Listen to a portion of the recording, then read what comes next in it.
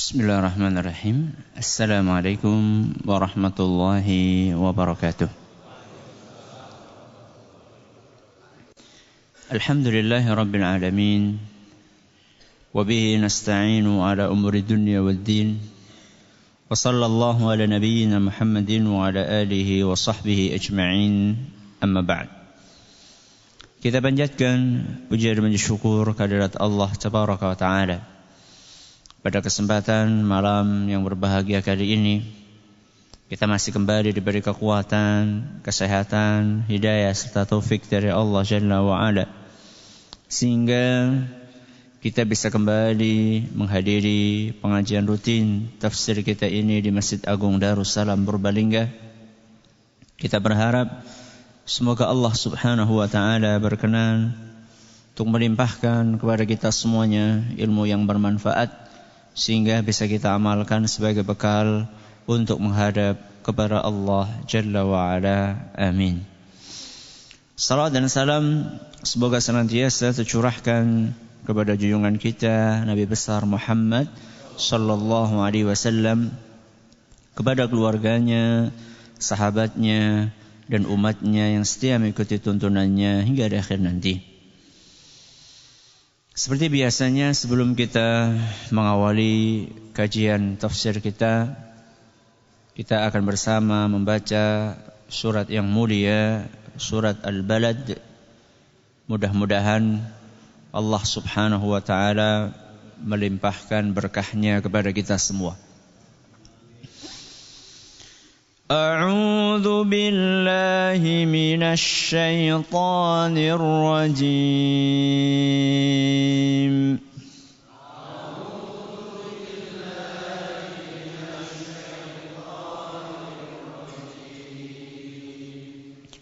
Bismillahirrahmanirrahim.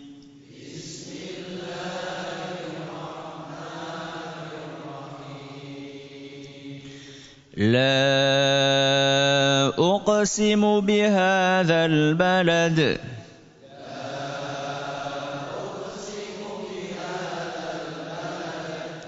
وأنت حل بهذا البلد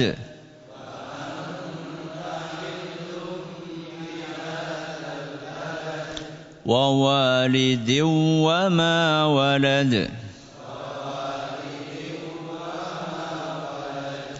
لقد خلقنا الإنسان في كبد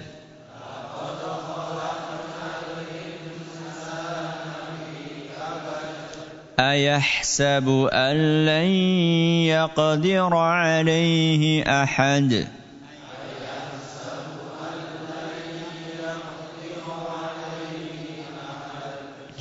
يقول أهلكت مالا لبدا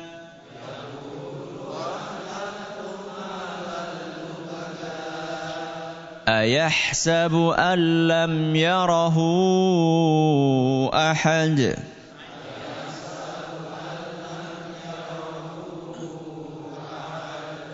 ألم نجعل له عينين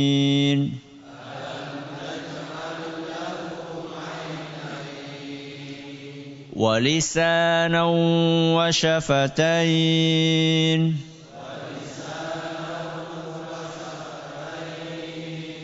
وهديناه النجدين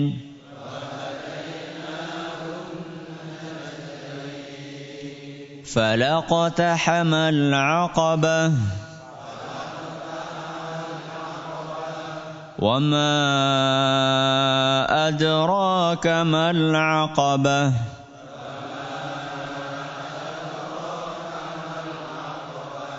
فك رقبة أو إطعام في يوم ذي مسغبة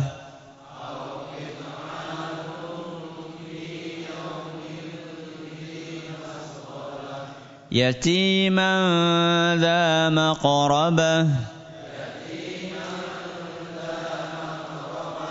أو مسكينا ذا متربة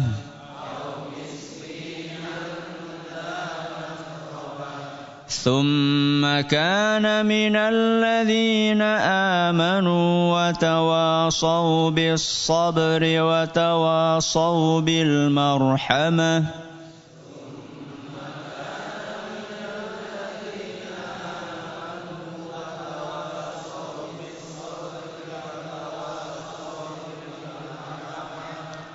أولئك أصحاب الميمنة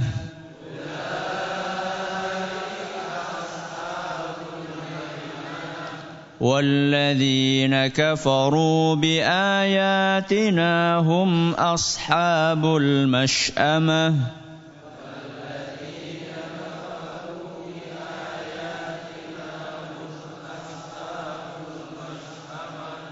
عليهم نار مؤصدة.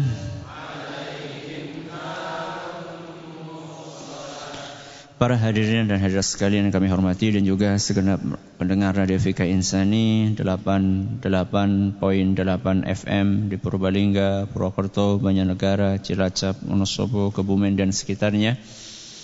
Para pendengar Radio Bas FM di Solo Tiga dan sekitarnya, Radio Roja di Jakarta, di Bandung, di Lampung, di Berau dan juga dimanapun Anda berada. Para pendengar radio kita di Cirebon dan sekitarnya, Radio Al-Hikmah di Banyuwangi dan sekitarnya, dan juga para pendengar radio-radio dakwah lainnya yang ikut menyiarkan pengajian ini, serta para pemirsa Yufi TV dan Roja TV yang semoga senantiasa dirahmati oleh Allah Azza wa Jalla. Alhamdulillah, pada pertemuan yang lalu kita telah membahas tafsir ayat yang kelima. Apa bunyinya? Ayahsabu allay yaqdira alaihi ahad. Yang artinya atau terjemahannya, apakah manusia mengira bahwa tidak ada yang bisa untuk menguasai dirinya? Apakah dia mengira bahwa tidak ada yang lebih kuat darinya? Ayat yang kelima menggambarkan orang-orang yang lupa daratan karena potensi kekuatan yang ada di dalam dirinya. Kita contohkan kaum apa kemarin? Kaum 'Ad. Kaumnya Nabi Hud alaihi salam. Nah, pada ayat yang akan kita pelajari malam hari ini, kita akan melihat bahwa manusia selain kekuatan fisik yang bisa membuat dia melampaui batas, ada potensi lain yang juga bisa membuat dia melampaui batas. Potensi tersebut adalah potensi harta.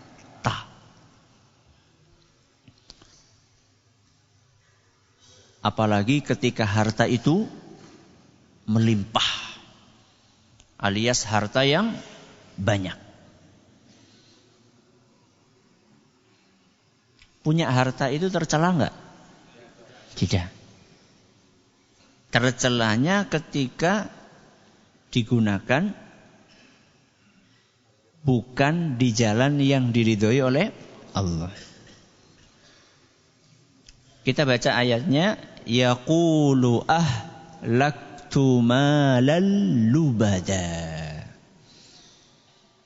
Yang artinya dia, yakni manusia, berkata, aku telah menghabiskan, aku telah mengeluarkan harta yang sangat banyak. Aku telah menghabiskan, telah mengeluarkan, telah menggunakan harta yang banyak. Berarti ayat ini menggambarkan tentang orang-orang yang hartanya banyak. Sekedar hartanya banyak, tidak.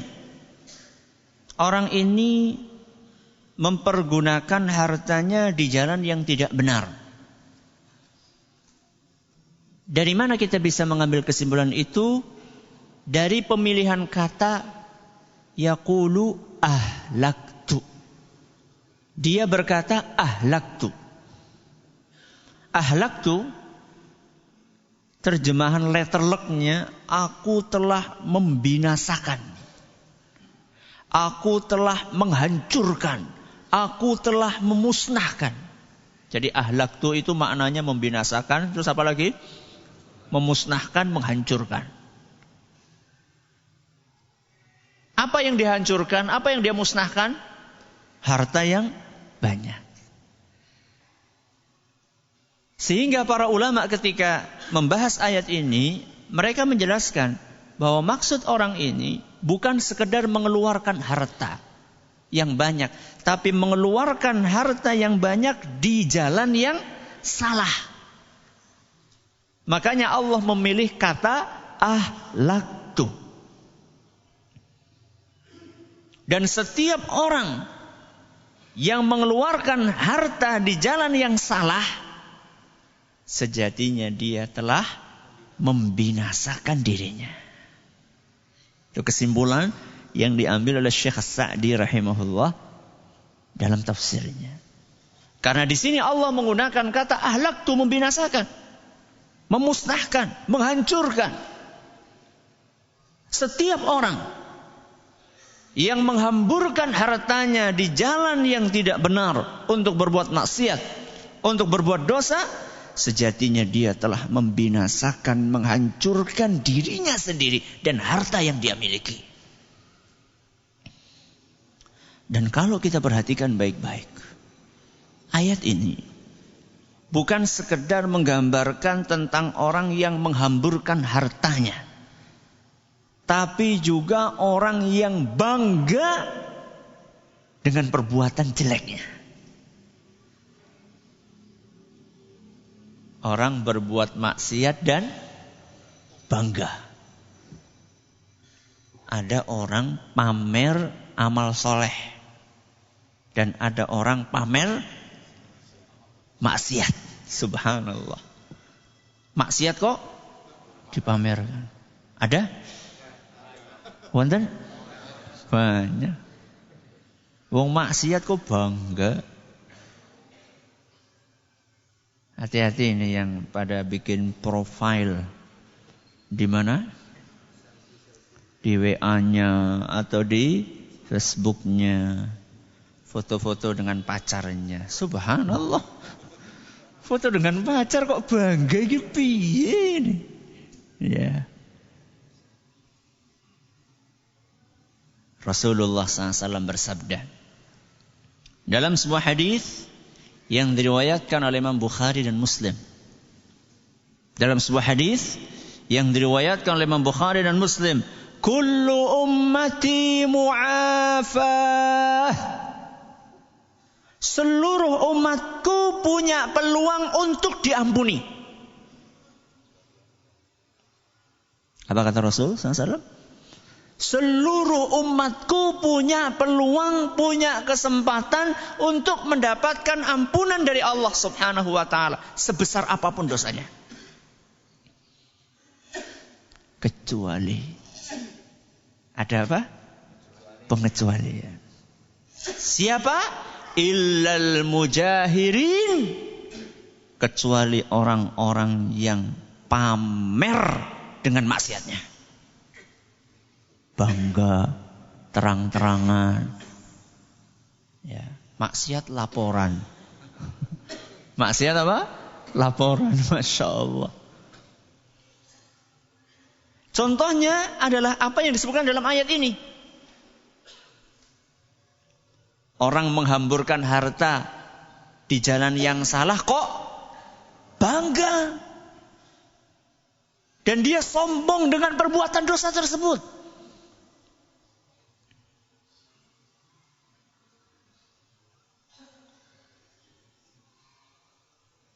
Ustaz, menghamburkan harta di jalan yang salah. Seperti apa contohnya Ustaz? Banyak. Berzina. Apa? Berzina. Alias nyewa PSK. Nyewa PSK. Ada sebagian orang nyewa PSK semalam 500 juta. Berapa? 500 juta. Duit gue udah dolanan, duit temenan. Satu malam.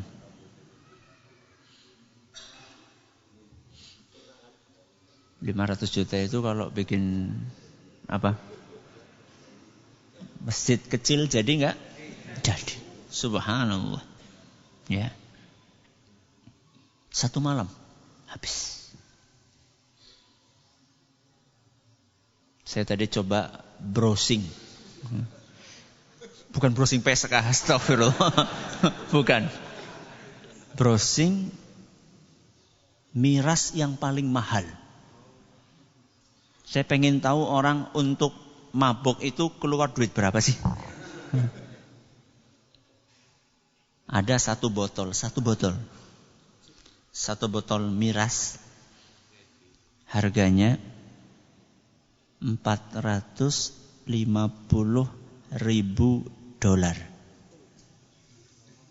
Berapa? $450.000. Kali 13.000. Berapa? 5,8 miliar. Arep mendem ngetokaken duit pira? 5,8 miliar. Ustaz, itu kan banyak. Menurut kita banyak. Menurut orang yang hartanya triliunan itu nggak ada apa-apanya. Ya, kecil segitu. Berarti naik oplosan ora apa-apa Ustaz. Oplosan kan murah meriah gitu ya. Cuma berapa itu? 15.000, 10.000. Pernah kita atau sering kita mendengar istilah kata mubadzir. Apa? Mubadzir. Mubadzir itu apa toh? Mengeluarkan harta sia-sia. Dan identik kata mubadzir dengan jumlah yang banyak. Ya. Allah Subhanahu wa taala melarang kita untuk berperilaku mubadzir. Dalam surat Al-Isra ayat 26 sampai 27. Surat apa? Al-Isra ayat 26 sampai 27. Allah Subhanahu wa taala berfirman, "Wala tubadzir tabdzira." Jangan kalian menghambur-hamburkan harta kalian dengan boros. Berarti kan identik dengan jumlah yang banyak. Kenapa?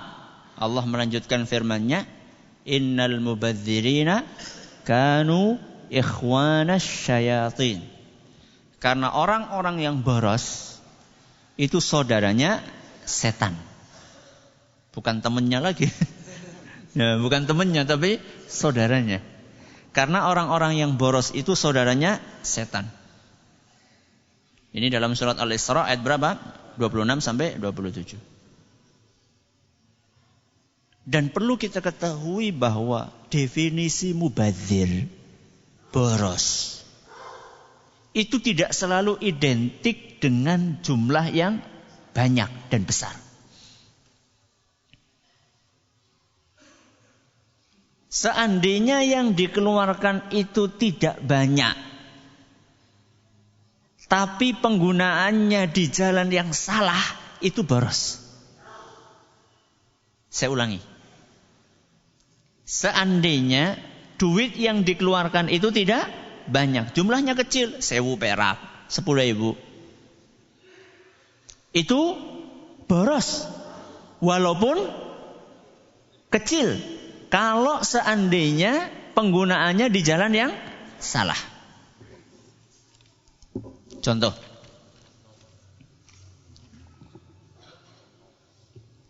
Ada orang punya duit 1 juta rupiah.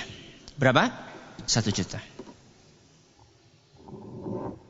Kemudian dia tahu, oh ini ada pembangunan TPQ, atau ada pembangunan masjid, atau ada pembangunan panti asuhan. Belum jadi. Saya pengen nyumbang 990.000. Dari berapa? Dari 1 juta. Tinggal berapa? 10.000. Ini boros? Boros tidak? Banyak kok. Ya, betul. Tidak boros karena di jalan yang benar. Tapi kalau ada orang punya duit baru gajian 1 juta. Kemudian dia lewat Anabakul nomor. Bakul nomor. Ya. Dia beli pasang nomor, 1 nomor berapa? Masa sih orang ngerti loh. 10.000. Berapa? 10.000. Sisanya berapa? 990.000. Masih sisa 990.000. Dia cuma keluarkan 10.000. Boros? Boros. Walaupun yang dikeluarkan 10.000. Kenapa? Karena digunakan di jalan yang salah. Ada anak yatim. Ada anak yatim. Nak, sini nak. Bapak kasih sangu 100.000. Boros? Tidak. Jenengan setelah selesai makan, kira rasanya kecut temen ki nang. Sepet banget ki.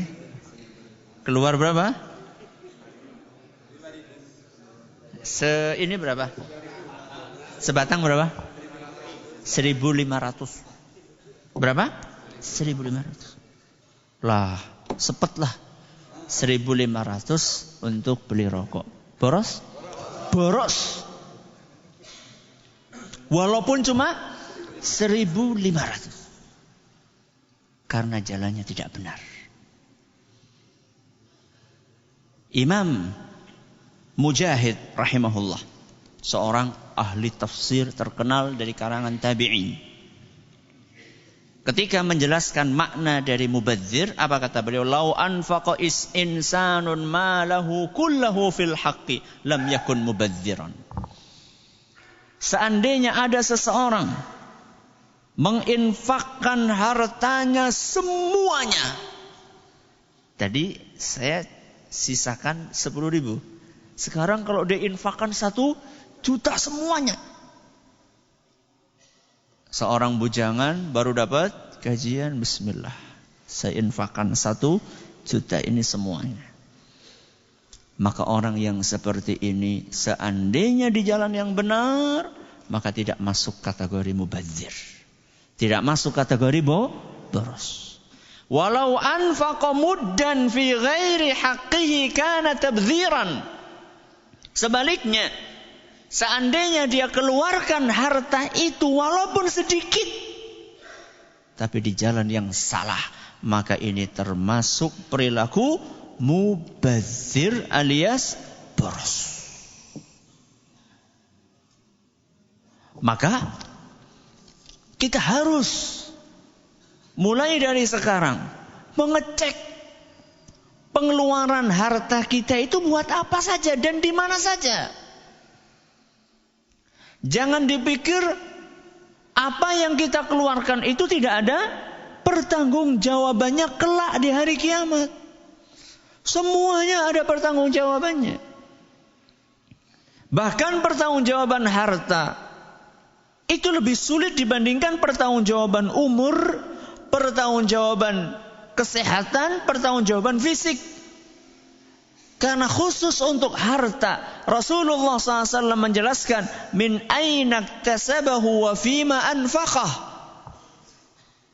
Dari mana harta itu dia dapatkan dan untuk apa? Berarti kan pertanyaannya double.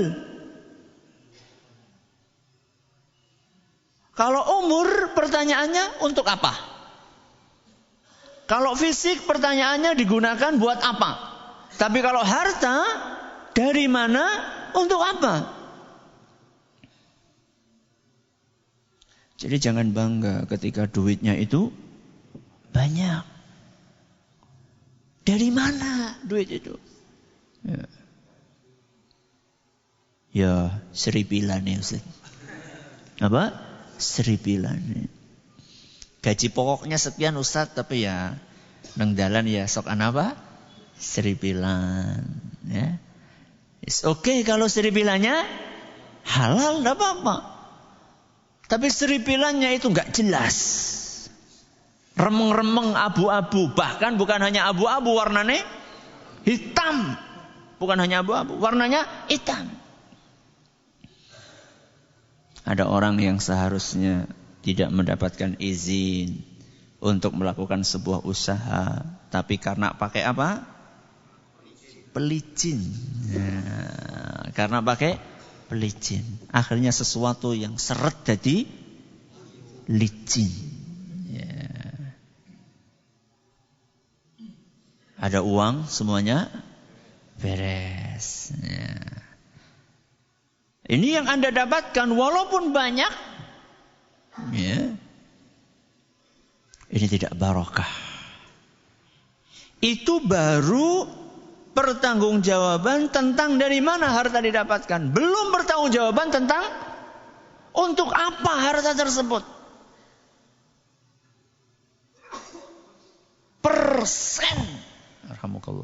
Persen itu akan dipertanggungjawabkan oleh Allah Subhanahu wa taala, akan ditanyakan oleh Allah Subhanahu wa taala.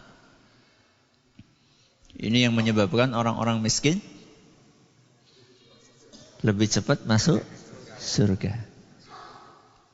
Orang miskin lebih cepat masuk surga. Kenapa?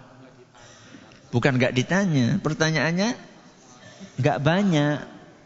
Pertanyaannya enggak banyak karena sedikit. Dari mananya juga enggak banyak, untuk apanya juga enggak banyak. Ya, bahkan sering minus. Ya. Sehingga dia enggak terlalu bingung untuk buat apa duit. Kan ada sebagian orang bingung, kakean duit gue apa? Ya yang bingung kakean duit, kita kasih tahu nanti di mana tempat untuk meletakkan duit yang benar gitu. Ya. Tapi orang miskin yang soleh, ya, orang miskin yang soleh, bukan orang miskin yang nggak sholat, bukan. Ya, orang miskin yang dia itu menjaga kehormatannya, dia patuh kepada Allah Subhanahu wa taala. Ini masuk surga duluan. Kenapa? Karena pertanggungjawabannya tidak sepanjang sesulit orang-orang yang kaya. Maka firman Allah Subhanahu wa taala, yaqulu ahlaktu malal lubada. Ini menunjukkan tercelanya orang-orang yang menghamburkan hartanya dalam jumlah yang banyak untuk perbuatan dan jalan yang salah. Apalagi sampai bangga dengan perbuatan itu. Termasuk jalan yang salah. Untuk menyalurkan harta adalah ketika seseorang mengeluarkan hartanya untuk menghalangi manusia dari agama Allah Azza wa Jalla. Mengeluarkan harta untuk menghalangi manusia dari agama Allah. Kalau zaman dahulu kala dan sampai sekarang, ya, orang-orang musyrikin ketika perang melawan Rasul SAW pakai duit enggak? Pakai duit. Ya. Bahkan duit yang mereka keluarkan lebih banyak daripada kaum muslimin. Karena jumlah bala tentara mereka lebih besar. Buat beli persenjataan, buat beli tunggangan, buat persiapan makanan, buat obat-obatan. Allah Subhanahu wa taala berfirman dalam surat Al-Anfal ayat 36 sampai 37. Surat napa? Al-Anfal. Ayat pinten? 36 sampai 37.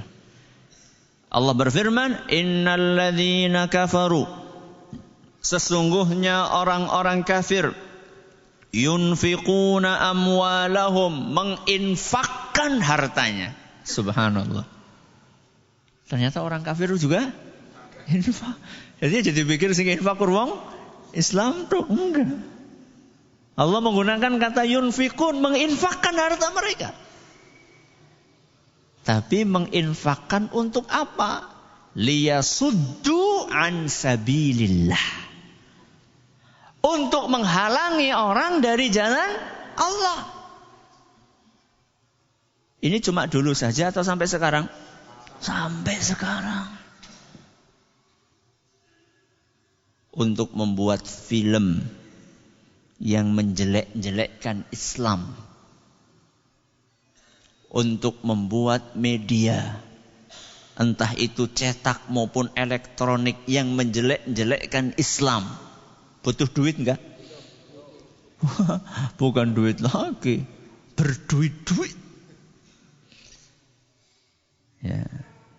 Fasayunfiqunaha, kata Allah Subhanahu wa taala, dan mereka akan terus infak, Berarti bukan cuma pada zaman Nabi SAW saja. Ya. Sampai sekarang, bahkan mungkin sampai hari kiamat, mereka akan terus mengeluarkan harta mereka. Seandainya orang kafir itu mau menginfakkan harta mereka untuk menghalangi manusia dari jalan Allah, masa kita orang Islam gak mau infak untuk mengajak orang ke jalan Allah? Ya. Guru TPQ dibayar berapa? Sebulan? Berapa? 300.000. Gue sing dibayar, akeh sing ora dibayar. Betul? Untuk memperbaiki akhlak anak-anak kita. Sebulan dibayar berapa? 200.000. Seorang artis untuk telanjang dibayar berapa? Sebulan atau sekali telanjang? Ya, nggak tahu saya berapa. Pokoknya lebih banyak lah, lebih banyak. Lihat perbandingannya. Seorang guru TPQ yang ngajari anak-anak kita, memperbaiki akhlak anak kita, dibayar sebulan 300.000, malah kadang-kadang ora dibayar. Karena ketika anak-anak itu ditariki apa? Bayaran, ditariki apa? SPP iuran. Orang mangkat. Ngaji kok bayar. Masya Allah. Ngaji kok bayar. Padahal kok dijaluki 2.000 perak. 2.000 perak. 2.000 perak satu bulan. Mending orang mangkat jadi. La haula wala quwata illa billah. Gue temenan Ustaz. Nyata. Untuk temenan. Nyata itu kejadian. Ya. Akhirnya lawis lah. Yang penting apa? Mangkat. Orang bayar lah. Yang penting mangkat. Tapi ketika anaknya minta, Bu, abdolanan PS, dikasih berapa? 10.000 sekali main. 2.000 satu bulan gak bayar. Mendingan gak berangkat. Ya. Aneh kita ini. Di jalan kebaikan kita gak mau keluarkan uang. Mereka untuk merusak anak-anak kita, mereka keluarkan uang bermiliar-miliar, bertriliun-triliun. Fasayunfiqunaha, kata Allah. Mereka akan terus menginfakkan harta mereka untuk merusak anak-anak kita, untuk merusak umat Islam. Tsumma takunu alaihim hasrah. Allah melanjutkan firman-Nya, akan tetapi mereka akan menyesal. Siapa? Orang-orang kafir tadi. Mereka semakin banyak mereka keluarkan, penyesalan mereka akan semakin besar. Tsumma yughlabun. Dan mereka akan kalah. Cepat atau lambat. Ya. Jadi kita sekarang kan prihatin ya melihat kondisi kaum muslimin di mana-mana. Di Palestina, di mana? Rohingya, di Suria, ya, di Myanmar.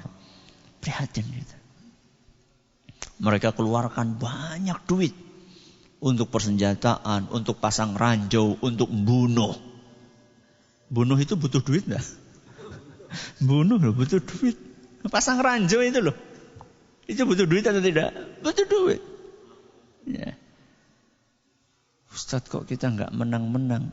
Pasti menang, cepat atau lambat. Ya. Tsumma yughlabun, itu janjinya Allah Subhanahu wa taala. Mereka bakalan kalah. Itu kerugian di dunia. Terus di akhirat kita lanjutkan firman Allah, walladzina kafaru ila jahannama yuhsyarun. Dan orang-orang kafir tersebut nanti mereka di neraka jahanam akan dikumpulkan jadi satu. Itu kerugian di mana? Di akhirat. Ustaz, kenapa ada ujian-ujian tersebut, Ustaz? Allah lanjutkan firman-Nya, liyamizallahul khabitha minat tayyib.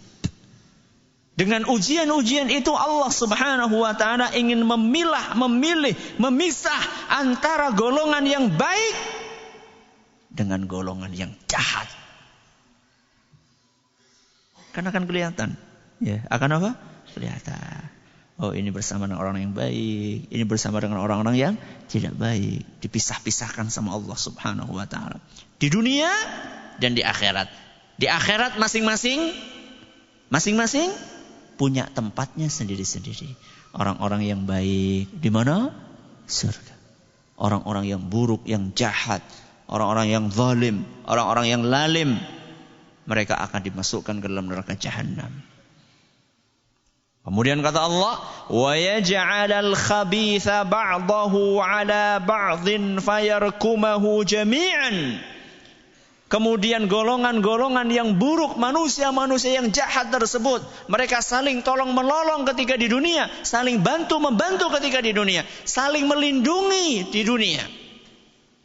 Nanti sama Allah di akhirat akan ditumpuk-tumpuk sama Allah. Fayarkumahu jami'an, ditumpuk-tumpuk oleh Allah Subhanahu wa taala. Kemudian dimasukkan ke neraka jahanam. Fayaj'aluhu fi jahannam. Fayaj'alahu fi jahannam. Kemudian setelah ditumpuk-tumpuk, bleng. Masukkan ke mana? Ke neraka jahanam. Untuk jadi apa? Nah, untuk jadi bahan bakarnya neraka. Na'udzubillahi min dzalik. Ini dalam surat apa tadi? Al-Anfal ayat 36 sampai 37. Maka jamaah sekalian yang kami hormati, tidak perlu berkecil hati. Tidak perlu berkecil hati. Kaum muslimin, orang-orang yang beriman, dalam sejarah manapun, peperangan manapun, kalau dari sisi materi, selalu mereka di bawah materinya orang kafir. Selalu. Dan ini bukan dalam rangka untuk gembosi kita, nggak perlu untuk mempersiapkan materi, bukan. Tapi kita menang bukan dengan materi. Kita menang dengan apa? Keimanan. Kita harus paham itu. Kita menang bukan dengan materi. Materi diperlukan. Kalau tidak diperlukan, ngapain kita disuruh siap-siap? Ya. Oleh Allah Subhanahu wa taala untuk mempersiapkan ya, bekal. Kita disuruh sama Allah untuk mempersiapkan bekal. Tapi kita menang bukan karena itu. Perang Badar, perang apa lagi? Khandaq, perang Tabuk. Jumlah kaum muslimin berapa? Selalu. Perang Badar saja kaum muslimin 300 ya. Sedangkan kaum musyrikin 1000. Berapa kali lipat? 1 lawan 3. Coba jenengan bayangkan. Dewekan anak rampok telu. Melayu apa? Fight. Hah? Lah Ustaz tahu diri Ustaz. Itu gambarannya. 1 lawan berapa? Lawan 3. Ya. Bahkan dalam beberapa kesempatan ketika berperang dengan orang Romawi, jauh lebih banyak lagi orang Romawi saat itu.